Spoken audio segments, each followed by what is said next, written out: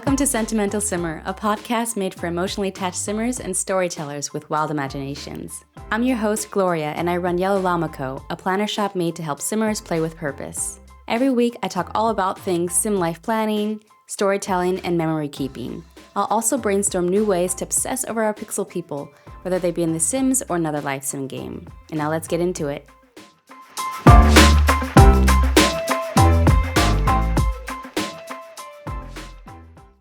Today's episode is going to be all about finding that perfect someone for your heir. Legacy families don't really get going until the first generation is born. If you're not planning on a science baby or adopting the next heir, your founder is going to need a partner. But who should the partner be? A pretty important decision considering their genes and influence will affect all generations to come. How do you choose the perfect partner for your founder and the next heirs, though? How do you find a sim worthy enough to join your legacy family and be parent of the next heir? I must admit, I'm usually pretty superficial in the way I select my sim's significant other. A good-looking sim without the evil trait is usually what fits the bill. The usual suspects are the childhood friend, coworker, or hot college friend that joins the family tree. But we want to be more creative than that. Today I'm going to answer the question of how, why, where, and who you should choose to partner up with your heir. So starting with who, obvious choice, townies. Why not? Usual suspects, of course, we got the childhood friend, the coworker, the neighbor, the classmate, fellow college student, all, potential lovers and matches for continuing the family legacy.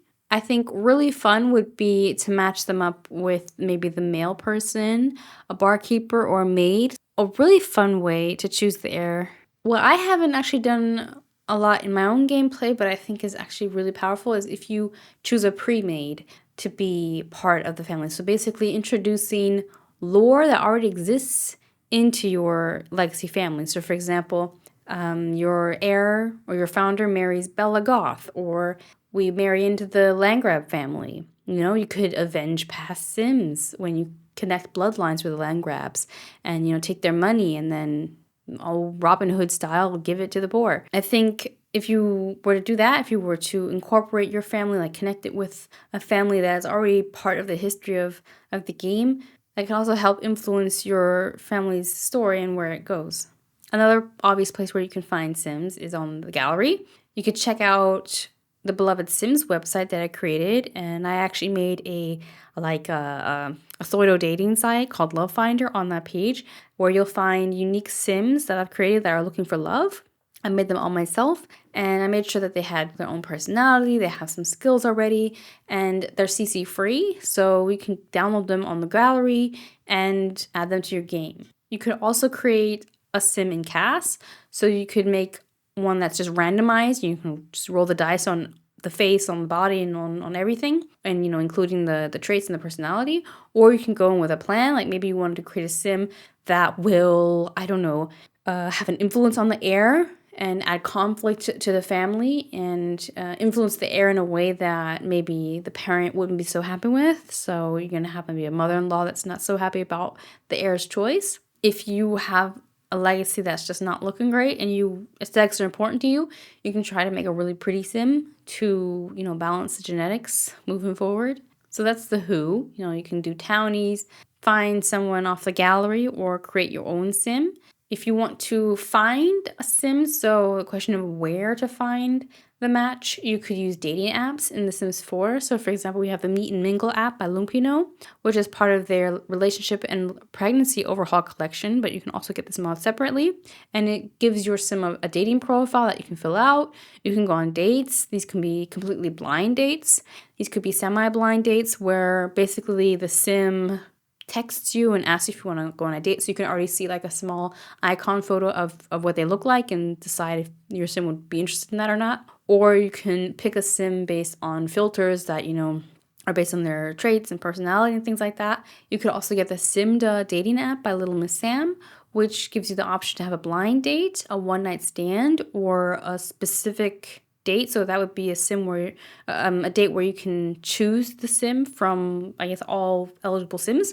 In The Sims 2, in the free time pack, there's actually a gypsy matchmaker. If you use her services, she will actually summon a blind date for your sim. So that's also a way you can find a match for your sim. Like, obviously, it doesn't have to be the end all. Like, your sim could go on a date with him and decide, like, nah, not feeling it. But that's a way where you can, like, maybe run into a sim that you otherwise wouldn't have. Talking about running into sims, your sim could make an effort. Your heir could actually, like, leave the house and go to events. For example, in the city living pack, you have festivals that happen in San Manchuno. There's, for example, a love festival, which would be a very fitting event to meet a partner at. You can go to parties. I remember in The Sims 3, my Sims actually often got invited to parties, like quite often. And obviously these parties are not only Sims that they know, but it could be Sims that they don't know.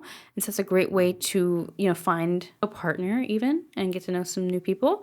You can go to a fair. For example, in the cottage living pack in Sims 4, you have the Fairwick, Finchwick, or something like that, fairs that they could attend. There's obviously prom in The Sims 4 as well, in this high school pack, where maybe your sim goes there with their prom date, but they end up finding somebody they like better. Or maybe there is somebody that they meet during a club hangout, so they just not join the book club or some other club, and that's where they get to meet somebody of their dreams unexpectedly. They could also go clubbing, they could visit parks, they could also meet Sims through their friends. For example, I think in The Sims 4, pretty sure you can do this, in The Sims 3 maybe as well. If you invite somebody over, I think you can invite multiple people from their household over. So if you have a Sim, they're friends with, like, say, Joe, and Joe has a sister called Mary, and your Sim invites both of them over where they can meet Joe's sister and maybe hit it off with them. That's also a way to get to know somebody.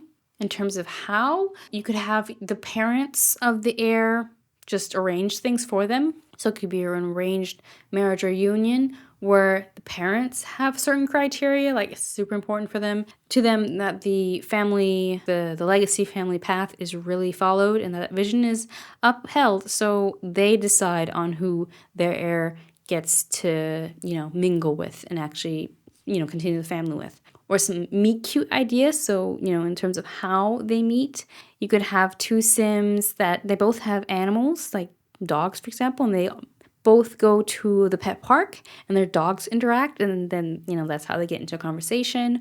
Or maybe the dishwasher broke and your Sim calls over the repair guy, and the repair guy is really hot and they hit it off. Or maybe both Sims are invited to a costume party and they end up arriving in the same costume.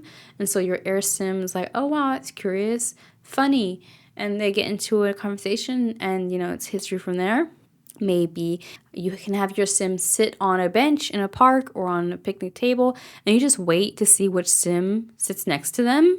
And that could be the Sim that they try to explore things with. It could be like a cute little, oh, you're sharing the same bench now. And that's just also kind of letting the game randomly put somebody in your lap, and then you can go from there. It could be a concert connection. Similarly, if there's a Sim right nearby, then your Sim could have a conversation with them.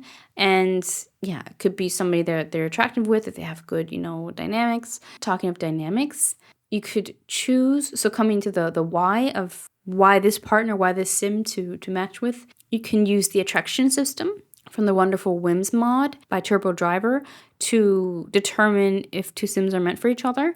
So in this mod, Sims can have attraction levels. They could be positive or negative, and these are basically based on various things such as physical appearance, personality traits, and maybe even shared experiences. And the Sims are more likely to be attracted to each other based on physical attributes or personality traits. And a Sim can also have a certain reputation, which will also influence how other Sims are attracted to them. So if two Sims are, like, if a Sim finds another Sim extremely attractive, you could say, okay, well, it makes more sense that they try a relationship with them and move forward with them rather than somebody that they just think is basic. There's also in the Growing Together expansion pack a social compatibility system which was introduced that gives Sims preferences now, determining based on likes and dislikes and personality traits.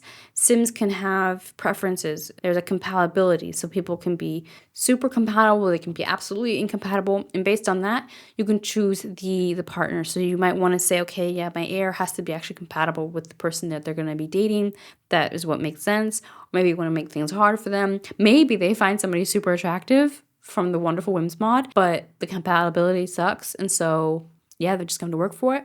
Or you can choose a partner based on the storyline, find a partner that would fit well within the legacy family path, or that would add scandal. You could choose a partner based on relationship progression. So like instead of choosing a sim at first sight based on looks or traits or anything like that, you can actually wait to make the choice of, okay, this is going to be their person.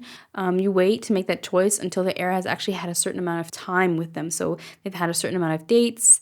Maybe their families have met each other. Not until then do you actually make the decision if this is going to be their partner for life. And you could also let the heir date around so that it just feels more organic. So it's a more organic approach. It'll help make sure that they really do find their true perfect match. Or you could also just let fate decide on the partner. Maybe you have like a selection of 5 sims that you think would be good because of their personality traits, because they fit the legacy family path, because they look good and stuff like that. And you have like 5 sims. You can put these names into a randomizer and let that then choose one of those sims. So there's something called the spin the wheel app that you could use. And yeah, that's how you can let fate decide, so to say. So now that you have plenty of ideas and criteria on how, where, who to choose to be that special someone for, the heirs in your legacy families, you're ready basically to find the partner of your Sims dreams. In the next episode, we're going to be talking about how to manage a big family because, now that they've got a partner, they're going to be busy building and growing that family. So you can look forward to that. Until then, I definitely recommend and welcome you to join our cozy little community on Heartbeat called the Llama Club, where you can share your stories, where you can share your inspiration, also gather inspiration from other simmers on, how to play the game. And I also have challenges there that you can join. So you're very welcome to join. Until then, until the next episode, happy simming.